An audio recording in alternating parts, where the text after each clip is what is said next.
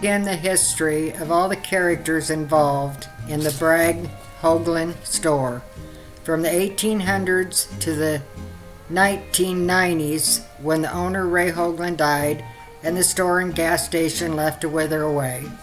I find these stories inspiring. People poor and down on their luck and becoming success stories in a small town isolated from the rest of the world. Often called by its original name, Pleasant Valley, Young has had a dramatic past. The valley was home to prehistoric Anasazi people long before white people set foot on the continent. Ruins of their civilization can still be found in the area. Later, this valley was inhabited by the Apaches, who roamed throughout the central mountain belt of our state. The first white settlers, cattle ranchers drawn by the lush grass of the valley, began arriving in the late 1870s. In addition to the difficulties of settling in a remote region, they had to contend with occasional Apache attacks into the mid-1880s. New violence erupted in 1887 as the celebrated Pleasant Valley War got underway. This feud between the Tewksburys and the Grahams probably started over cattle rustling, and it eventually involved most of the people living in the valley. The feud, the bloodiest ever fought in our country, lasted 5 years and resulted in the deaths of an estimated 50 men. The war ended in Tempe in 1892 when the last Tewksbury shot and killed the last Graham. In the early part of the century, Young continued to be a ranching community. During World War II, there were several sawmills and mines in the area. After the ending of the infamous Pleasant Valley War in the late 1800s, a man by the name of Frank Bragg came to Arizona from Chicopee, Massachusetts. Frank had worked for the railroad and was given a one-way ticket out of Massachusetts. He ended up in a town called Holbrook, Arizona. Frank had no shoes on his feet and just some change in his pockets. Frank also had a bad drinking problem, and his family had disowned him. He was drunk and sleeping on the streets of Holbrook, laying drunk and passed out in front of the Bucket of Blood saloon. One day, Frank confronted two cowboys walking out of the saloon. Frank asked, "Where you fellas from?" "We come from the Bar X Ranch in Pleasant Valley," they answered. "Is it very secluded?" Frank asked. "Barely 100 people live in the whole area," the fellow said. Frank asked, "Do you need help on the ranch? I'll work for free. I need to be secluded so I can dry out from the alcohol." They packed Frank up and took him to the ranch. They gave him a cot to sleep on, a roof over his head, and food in his belly. Frank was a good worker and worked for the ranchers for 3 years without pay. One day, Frank went to the ranchers and said it was time for him to move on. Could they pay him a little something for the 3 years he had worked for them? The ranchers said, "Well, I reckon you're worth $1,000 a year." Frank felt like a rich man with $3,000 in his pocket. Not really knowing what he planned to do, he started walking toward Pleasant Valley. That was around 10 miles from the ranch. Once he got there, he stopped at the little local post office visiting with the local postmistress. He had an idea. Maybe he could use the money to open a local mercantile.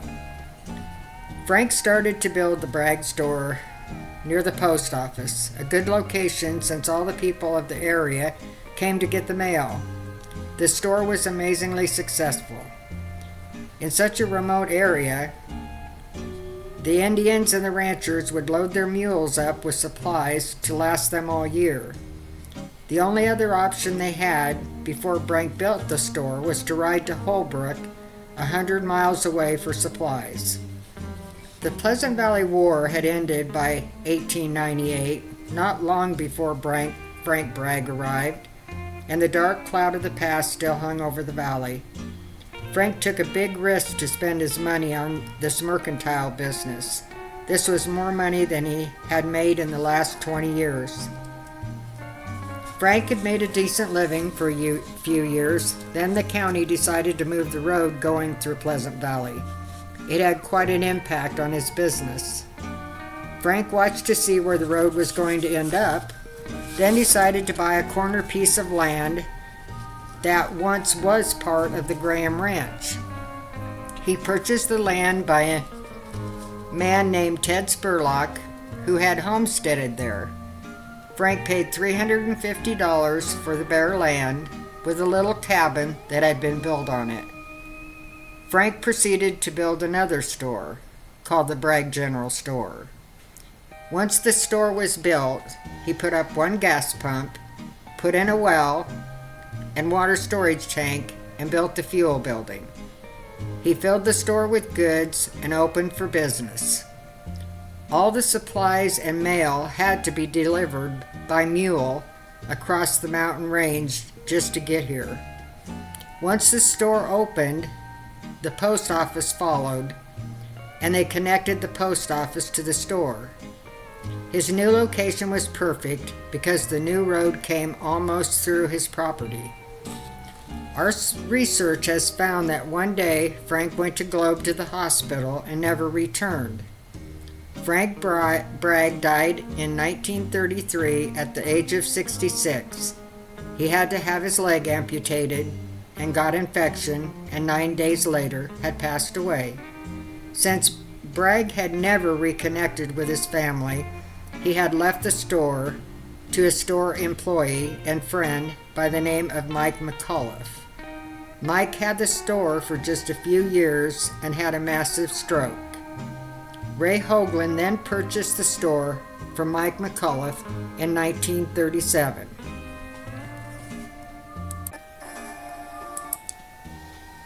This is the history on Ray Hoghland.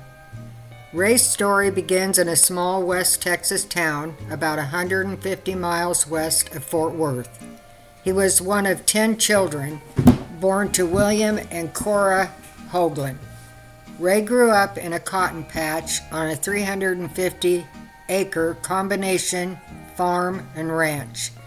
His father raised cattle and horse traded. Ray's education consisted of an 8th grade education, which was pretty good for a rural area at that time. He worked from 4 a.m. until dark and walked 3 miles to school. He worked for $15 a month when work could be found. In April 1917, he joined the cavalry, serving as a mule skinner, and later in field artillery at Fort Oglethorpe, Georgia. He worked for the railroad in 1919 and 1920. In 1921, he decided to go further west. There was no opportunity for a poor man where he lived, so he homesteaded near Carrizozo in Lincoln County, New Mexico. The only work he could find was cooking for some Mexican sheep herders. After that, he worked for various ranchers and finally went to work as a surveyor for the land office.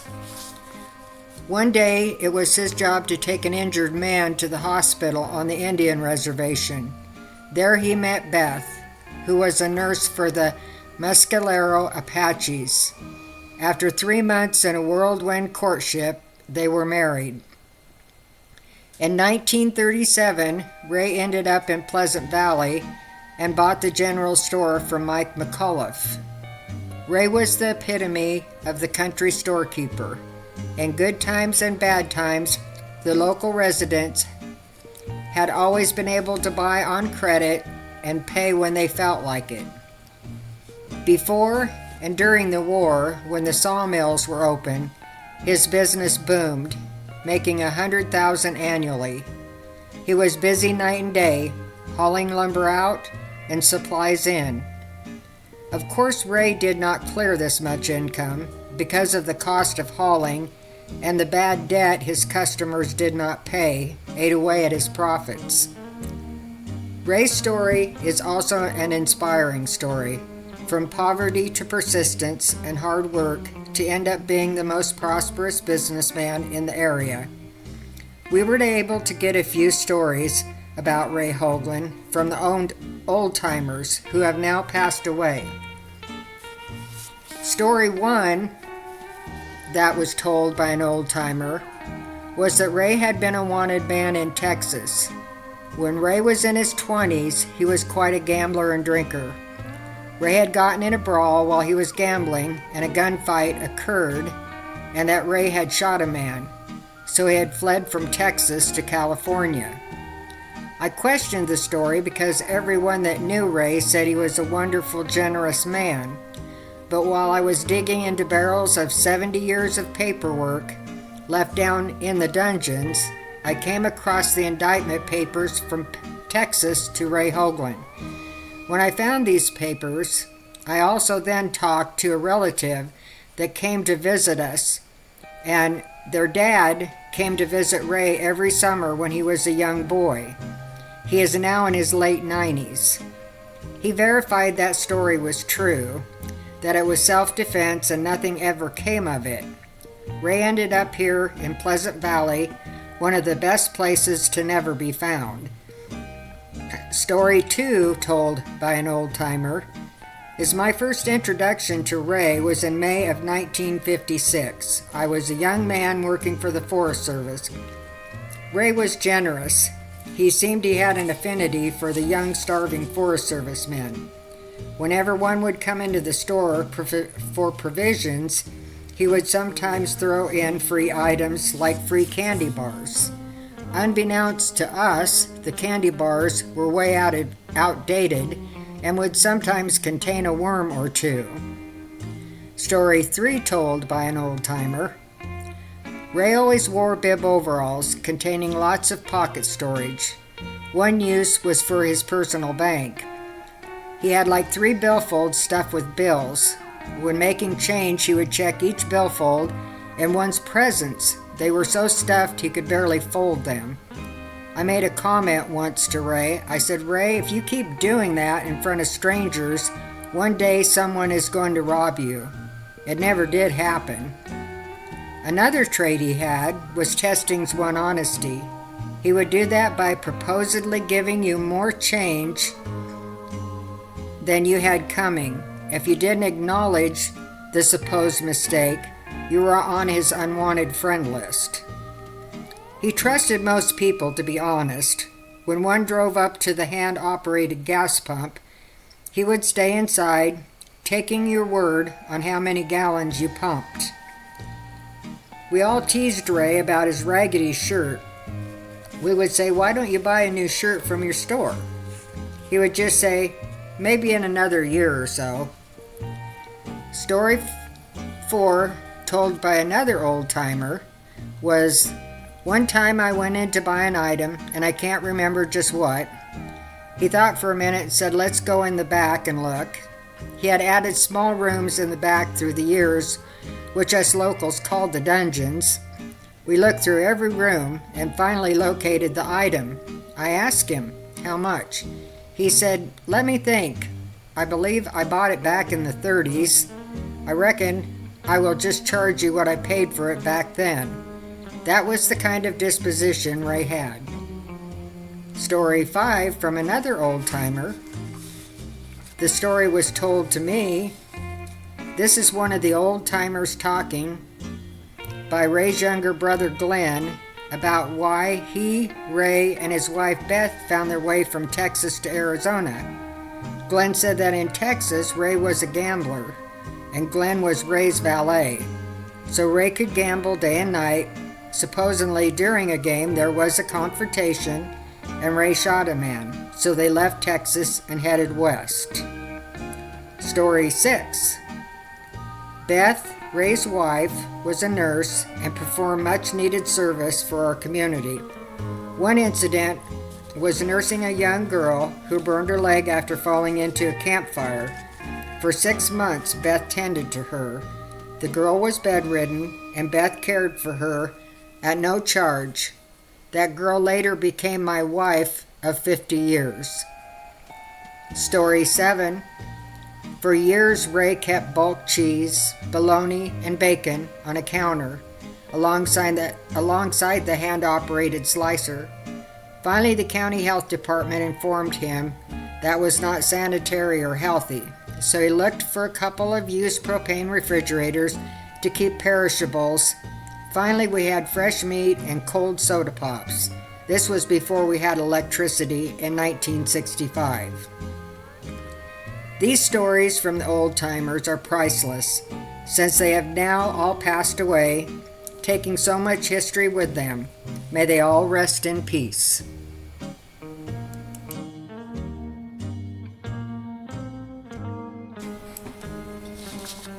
This history is on Beth Hoghland. Beth Hoghland was raised in a foster home and was fortunate to obtain her nursing training at Loma Linda Hospital in California. She spent many years in government service as a nurse to the Indians. Shortly after Ray and Beth were married, she was transferred to the San Carlos Indian Reservation. Ray's surveying job was coming to an end, so he decided to look at the situation in Arizona. Ray bought some land, approximately 40 acres, and planted fruit trees, but after 3 years and no profit, he finally settled in Pleasant Valley in 1934. In 1937, with a few $100s in his pocket, he bought the general store for Mike McAuliffe, now the Hoghland Store. Beth Hoghland retired from nursing and joined Ray in Pleasant Valley. Many Valley residents remember Beth as their own Florence Nightingale. She was always ready to go, day or night, and to stay as long as she was needed. She delivered many babies, she treated many accident victims, and calmed many worried relatives. She fixed many broken legs and stitched up many wounds. Beth was a very gregarious woman and was involved in most facets of Valley life. Beth had bought and started furnishing a rest home to care for anyone able to care for themselves. Beth was unable to finish her rest home because shortly after, in 1946, Beth died in a freak accident from falling off of a ladder.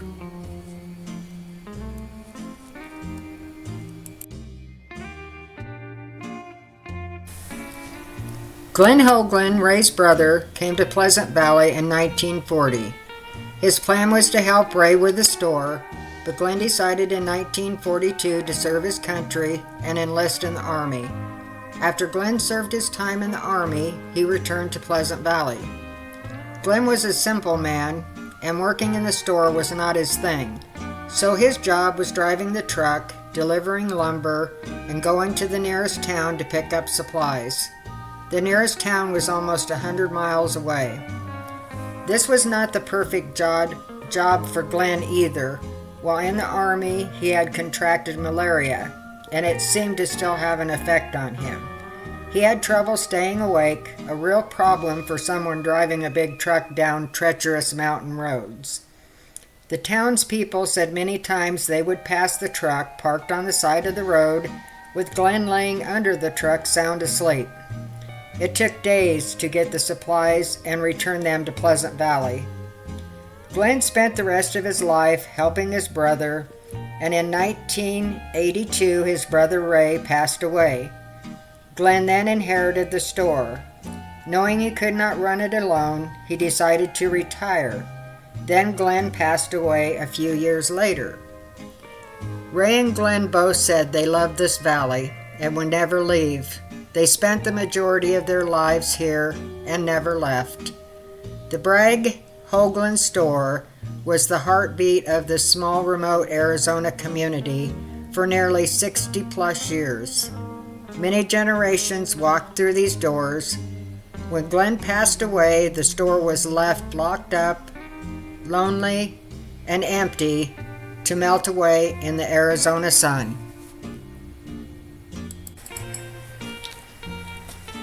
Another important person to the Bragg Hoghland Store was Anna Viola Young, known as Ola Young.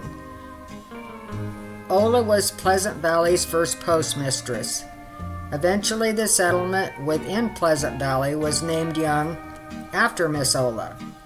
In 1991, Ola was inducted into the Arizona Women's Hall of Fame. Miss Ola Young stands out as a remarkable example of the energy, resourcefulness, and ability of our pioneer women. Ola was a petite, spirited woman of wit and modesty. Ola saw Arizona's Pleasant Valley transform from the bloody stage of the Graham-Tewksbury feud into a quiet, prosperous cattle region. Miss Ola, as she was known to everyone, dedicated a large part of her life to public service. As the area's pioneer postmistress and first school teacher, along with being a successful rancher. Ola was born in 1869 in Watertown, Missouri. Ola had one brother and two sisters. Ola finished her 2 years of college in Mason, Texas. In 1887, the family made a 3-month trek with 2 4-horse prairie schooners to Payson, Arizona. The Young family settled in Pleasant Valley in 1889. The Young Ranch became the drop-off for the mail. Knowing that the community needed an official post office, Ola petitioned for this service, and on June 25, 1890, the U.S. Postal Service opened an office in the Young's house, with Ola being the postmistress. Ola took her duties seriously, and she lived by the dictum, "The mail must go through." Ola served as postmistress for 50 years. When Frank Bragg built the new general store, Ola followed him there and located the post office next to the store, and was there until the 1940s. At that time, it was owned by Ray Hoghland. On January 31, 1940, Ola Young retired as postmistress. Ola knew the cattle business as well as the intricacies of the U.S. mail, learning the cattle business from her father Silas. During the drought in 1903 and 1904, Ola and her sister Betty began their own herd from orphan calves. Ola passed away on October 10, 1966, at the age of 97. Anna Viola Young contributed richly to Pleasant Valley. In this isolated region, she successfully ran a large cattle ranch, faithfully served her neighbors as school teacher and postmistress, and witnessed the arrival of the peace and prosperity in the area torn apart by the Graham-Tewksbury feud. The name of Young, Arizona continues to honor her memory. One of the main characters involved with the post office, and Ola, and the Bragg store was a man by the name of McCormick. McCormick had a very tough job. He delivered the mail over the mountains on horseback with pack mules, loaded down with the mail. He delivered in the winter snow, during the monsoons, and in the heat of the summer. McCormick really began to hate his job when a company by the name of Sears and Roebuck became popular. Not only did he have to pack the mules with mail, he now had to have them loaded down with packages to be delivered from Sears and Roebuck. One day he headed up the mountains up to 7,000 feet elevation and ended up in a terrible snowstorm. The snow chest high on the horses. When he had finally arrived in Young, the mules exhausted, McCormick was wet and freezing cold. He unpacked the mules, came into the post office to get warm. Ola asked him why he unpacked the mules. He had to deliver the mail to the Q Ranch. They had important mail coming. McCormick said the weather was so bad that he would deliver the mail tomorrow. Ola said, "No, the mail must go through. Pack up the mules and get to the Q Ranch." McCormick was furious. He packed back up and headed to the ranch. The horses had to swim the raging creek, He finally made it to the ranch, wet, freezing, and hungry. The ranchers put him up for the night, fed him. The next morning, as McCormick was getting ready to head back to Young, McCormick asked the rancher, "What was so important in your mail that I had to go out in a snowstorm, swim a river to get your mail here?" The rancher said, "Nothing, really. We were just waiting to get our Sears and Roebuck catalog." Furious again, McCormick heads back to Young. He goes to the post office and tells Ola, "I quit." Ola says, "You can't quit. You have a contract with the U.S. Mail." McCormick said to Ola, "Stick your mail where the sun don't shine." He left and Ola never saw him again. The mail trail still exists, coming up through the mountains. It is still explored by horseback or ATV, and it is quite a wild ride. Not long after McCormick quit, the mail was delivered by automobile. I can't imagine being a mail carrier by horseback, but I also cannot imagine delivering the mail on these treacherous rocky roads in a 1930s Model A or Model T. Ola Young had grit, but all the characters involved getting the U.S. mail into such a remote area had real grit.